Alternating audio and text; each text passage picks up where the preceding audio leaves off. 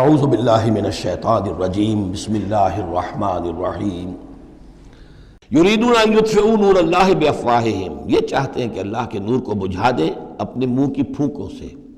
وَيَأْبَى اللَّهُ إِلَّا أَن يُتِمَّ نُورَهُ وَلَوْ كَرِهَ الْكَافِرُونَ، اور اللہ کو ہرگز منظور نہیں ہے مگر یہ کہ وہ اپنے نور کا اتمام فرما کر رہے، چاہے یہ کافروں کو کتنا ہی ناگوار ہو۔ هُوَ الَّذِي أَرْسَلَ رَسُولَهُ بِالْهُدَى وَدِينِ الْحَقِّ لِيُظْهِرَهُ عَلَى الدِّينِ كُلِّهِ، وہی تو ہے جس نے بھیجا ہے اپنے رسول کو صلی اللہ علیہ وسلم الہدا اور دین حق دے کر، تاکہ غالب کرے اسے کل کے کل دین پر، کل نظام زندگی پر، وَلَوْ كَرِهَ الْمُشْرِكُونَ، خواہ یہ مشرکوں کو کتنا ہی ناگوار ہو۔ کیونکہ یہاں آ کر حضور کے مشن کے آخری درجے میں تکمیل ہو رہی ہے، تو یہاں کلیئرلی اب اس کو انشیٹ کر دیا گیا۔ وہ جو میں نے عرض کیا تھا کہ ایک ہے رسالت کا بنیادی مقصد، تبشیر ہے، انذار ہے، تذکیر ہے، دعوت ہے، تبلیغ ہے، وما نرسل المرسلین الا مبشرین ومنذرین، وہ بنیادی مقصد بھی حضور کی بعثت کا ہے۔ لیکن حضور کا ایک امتیازی مقصد ہے، تکمیل رسالت کا جو مظہر ہے وہ ہے کہ دین کو غالب کرنا بالفعل۔ یہ جوڑا جو دو آیتوں کا ہے، یہ بالکل اسی ترتیب کے ساتھ یہ جوڑا سورہ صف میں بھی آیا ہے۔ دوسری آیت تو جو کہ تو ہے، ایک شوشے کا فرق نہیں۔ هو الذی ارسل رسولہ بالہدی ودین الحق لیظہرہ علی الدین کلہ ولو کرہ المشرکون۔ اس پر تو 24 صفحے کا میرا ایک مقالہ ہے جو لکھا ہوا ہے، جو میری کتاب ہے نبی اکرم صلی اللہ علیہ وسلم کا مقصد بعثت، صرف اس ایک آیت پر 24 صفحے کا مقالہ ہے۔ اور میں مطمئن ہوں، اللہ کا شکر ہے کہ اس آیت کا حق اللہ تعالیٰ نے میرے ذریعے سے پورا کروا دیا ہے۔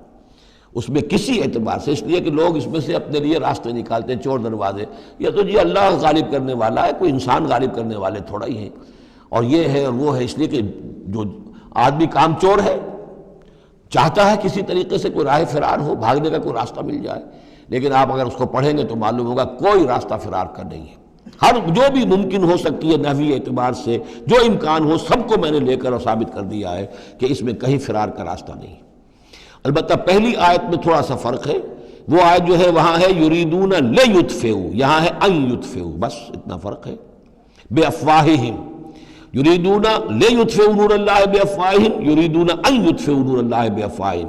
وہاں ہے واللہ متم نورہ ولو کرہ الکافرون، یہاں ہے ویأبی اللہ الا ان یتم نورہ ولو کرہ الکافرون۔ یہ تو چاہتے ہیں کہ اپنے منہ کی پھونکوں سے، جس کو کہ پھر مولانا ظفر علی خان نے خوب اس کی تعبیر کی ہے، نور خدا ہے کفر کی حرکت پہ خندہ زن، پھونکوں سے یہ چراغ بجھایا نہ جائے گا۔ تو یہ جو چاہتے ہیں کہ اپنی منہ کی پھونکوں سے، اور اس میں ایک طرح کا طنز ہے، یہودی چونکہ سامنے آ کر مقابلہ نہیں کر رہے تھے تو یہ ایسے تھا کہ منہ کی پھونکوں سے بجھانا چاہ رہے ہیں، صرف سازشیں ہیں ان کی، اور جو بھی یہ کر رہے ہیں کبھی سامنے آ کر انہوں نے جنگ نہیں کی۔ یریدون ان یطفئوا نور اللہ بافواہہم واللہ متم ویأبی اللہ الا ان یتم نورہ ولو کرہ الکافرون۔ هو الذی ارسل رسولہ بالہدی ودین الحق لیظہرہ علی الدین کلہ ولو کرہ المشرکون۔ صدق اللہ العظیم۔